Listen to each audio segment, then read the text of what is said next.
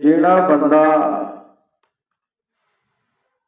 ओदी औलाद नाफरमान है, बेअदब है, गुस्ताख है, वो चाहता है कि मेरी औलाद फरमा बरदार बन जाए और ओदे घर के अंदर गम है, परेशानी है, मुसीबत है और हमा वक्त परेशान रहिंदा है। ते ओदे वास्ते मैं एक वजीफा दस रहा कि ओ पढ़न दे नाल ना ते ओदी औलाद गुस्ताख होएगी, बेअदब होएगी, बल्कि फरमा बरदार बन जाएगी और अल्लाह ओदे घर के अंदर रिज़्क़ दियां फरमानियां भी फरमा देंगे।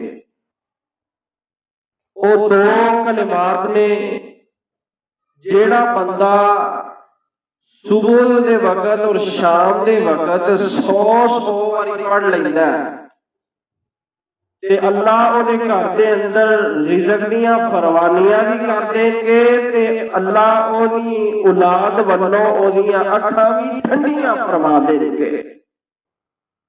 ओ कलिमात की ने सुबहान अल्लाहि व बिहम्दिही अल्लाहुम्मा ग़फ़िरली।